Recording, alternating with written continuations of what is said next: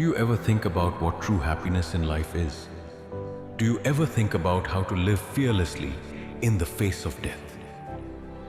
Today, I am going to tell you a story that will give you answers to these questions. Let us begin the story. Before you get lost in this story, subscribe to this channel right now. Once upon a time, a young man comes to Buddha and says to him, "O Buddha, will you answer one of my questions?" Buddha smiled and said, "Ask what you want to ask." After this, the young man said, "O Buddha, my age is not very much yet, but I remain very troubled and very sad. I want to know from you that if there is so much sorrow in my life from now itself, then a lot of my life is still left. Will sorrow keep increasing in my life? Or is there any way to get rid of this sorrow?" Hearing this, Buddha says, "Where is your sorrow? I cannot see it." Hearing this, the young man says, "O Buddha, the sorrow is inside me. It is within me. How will you see it?" Hearing this, Buddha asks him, "At that very moment, do you see your sorrow?" The young man says, "Yes, Buddha, I clearly see my sorrows." Then Buddha asked, "What is the root of sorrow?" The discussion between Buddha and that young man was going on when suddenly a monk comes running there. That monk says something in the ear of Tathagata Buddha. After this, Buddha says to that young man, "Come, today I will take you to a place to show you the truth of life. There, you do not have to say anything. Just keep listening to everything silently. After that, you will get the answers to all your questions by yourself." Saying this, the young man starts walking behind Gautama Buddha. After walking some distance, Gautama Buddha enters a house. After entering the house, that young man and Tathagata Buddha see that many people are standing there, and in the middle, an old man is lying on a cot. Seeing Buddha, everyone made way for him, and Buddha goes and sits near that man on his cot. The young man also sits nearby. After this, the old man who was lying on the cot begins to say, "O Buddha, I do not know how many breaths are left in my life. I do not know at what moment I will be called by God. Before dying, I want to know the answers to some of my questions from you. I know that only you can give me the answers to those questions. That is why I have called you here." After this, that old man started saying, "O Buddha, in my last moments, I am remembering my childhood days a lot. I remember my childhood days and think that those were really days, no worry of gaining anything, no sorrow of losing anything. When I remember those days of childhood, tears come into my eyes. I feel how much freedom there was at that time. My mind was so open. There was no desire to gain anything. Whatever game I used to get into, I would remain engaged in that game the whole day. But after some time, as I started growing up, people started telling me to move ahead in the race of life. My father often used to say to me, 'Why are you not like your brother in studies? Why do you stay behind others?' Hearing all this, my mind started becoming very restless. People used to taunt me a lot because I was neither good in sports nor good in studies. Everyone used to tell me to become like someone else. Being troubled by those taunts, I decided to achieve something in life. I promised myself that I will also become a successful person like my brother. And for this, I started working day and night. In the beginning, there were many difficulties and a lot of disappointment, but I did not give up and I established my own business. After that, I felt that I had achieved something. I felt very happy because the same people who used to taunt me were now moving around me. After some time, I got married to a rich girl, and after that, it felt as if my life had become heaven. After a few years, I was blessed with 2 sons. Both were very beautiful and cheerful. Now my mind became eager to do something for my children. I got even more engaged in earning money, and soon I became the biggest Vyapari of my town. Everything was going well, but who can avoid the unexpected? One day, suddenly my wife left me. This gave me a very deep shock. I did not step out of my house for many days. My sons encouraged me and said, "Father, mother is no more, and what has happened cannot come back. But both of us brothers will always be with you. We will always serve you. You do not need to worry about anything." Slowly, I also made my mind understand that now I will have to live without my beloved wife. That is why I connected my mind with my sons. I felt happiness in their happiness and sorrow in their sorrow. After this I said, "O Buddha, in the cycle of life, I often felt that what is life, how to understand life in its depths, how to know who I am and what I have come into this world for." Such many questions kept arising in my mind, and I also came to know about you, that Buddha tells such meditation methods through which the meaning of life can be understood. But I always kept thinking that first I will remove sorrow and troubles from my life. After that, I will put my full mind into meditation. And thinking like this, I could never meditate. Slowly, time passed, and in the end, as age declined, I fell ill. Although there was no shortage in my life, my sons supported me well. I also achieved a lot in life, but now when I look back at my life, I realize that my childhood days were the most beautiful days. Then that man asked Buddha, "I know that I am a guest of a few moments, but can you tell me some such principle by which I can die in peace?"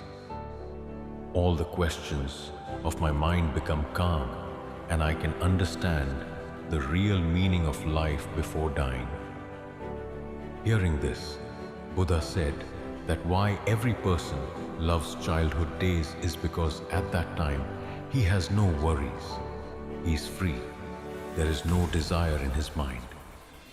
Whatever work he gets into, he becomes absorbed in it. But as a person's age starts increasing, his desires and wishes keep increasing day by day.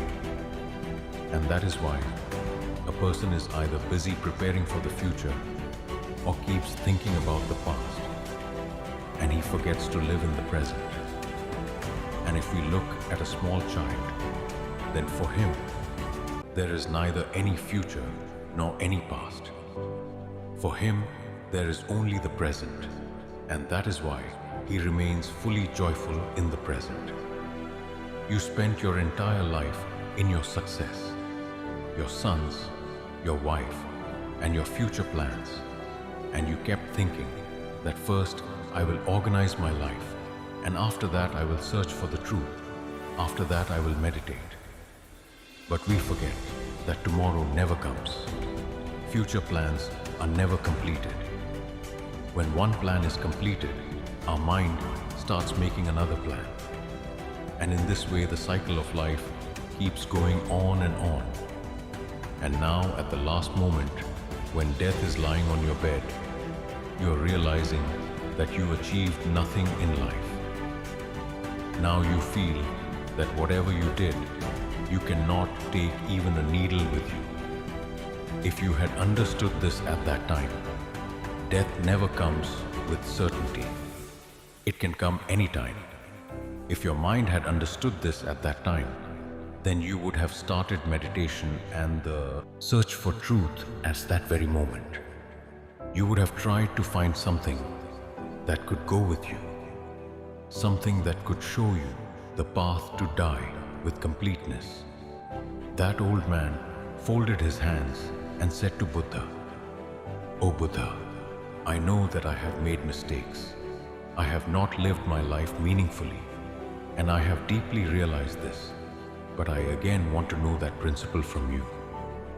Can I still not die with completeness? Can I still not get a glimpse of truth?"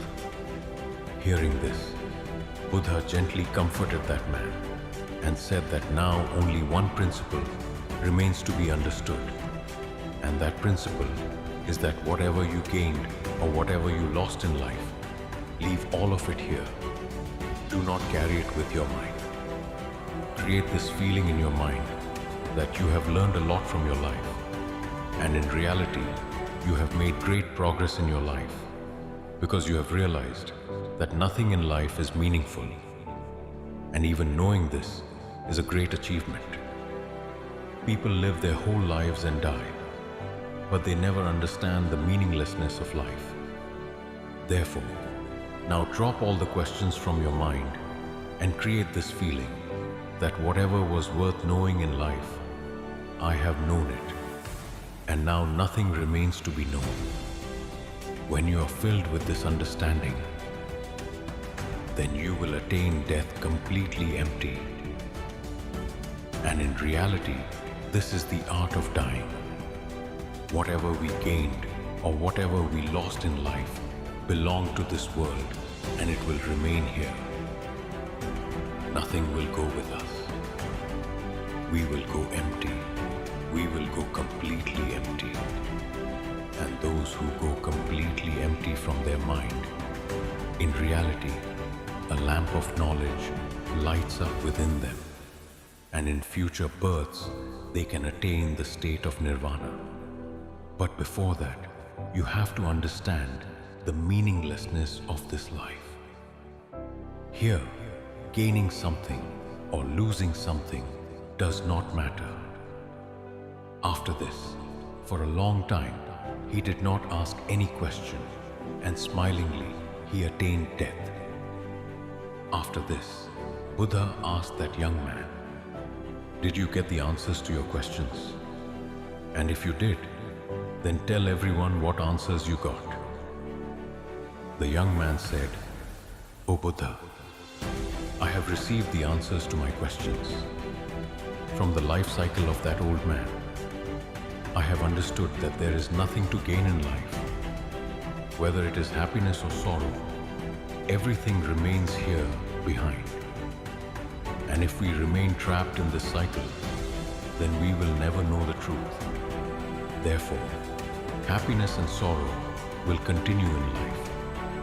But along with them, we have to continue the search for truth. But Buddha, there is still one question in my mind, the answer to which is very important for everyone. My question is that I am very inspired to begin the journey of meditation, but I do not know any path. How is meditation done?" Buddha said that all the processes of meditation are made only to bring you into awareness, to bring you into the present. If you can do any work with full presence and full concentration by gathering yourself completely, then you are in meditation. But our attention keeps wandering here and there. To stay in the present while doing your work, I will tell you a small method through which you can do your work and also understand meditation. Whenever you walk, move, sit or stand, start focusing on your breath. from which nostril the breath is coming, from which nostril it is going, and how it is touching inside. Just become a witness of it. Just keep observing it. Whatever work you're doing, whether walking or eating, just focus on your breath. While doing this, you will feel that your mind and your thoughts take you here and there. But after some time, you will again become aware that you have to focus on your breath, and your attention will automatically return to your breath. Slowly, when you start observing your thoughts, you will find that the thoughts are dissolving. Inside you, only an empty field remains. All questions and answers dissolve. After this, Buddha said that breath always happens in the present. It does not happen in the future, nor in the past. It exists only in the present moment. And when you connect with your breath, you learn to focus in the present, because the breath on which you are focusing is happening in the present. After this, step by step, you will start experiencing meditation on your own. Then, whatever work you do, your whole mind will be in it. So start from where you are. Start from here, from now. Begin to observe your breath. So friends, how did you like this story? Do tell in the comment section. And if you liked it, do not forget to subscribe to this channel. See you in the next story. Till then, take care of yourself.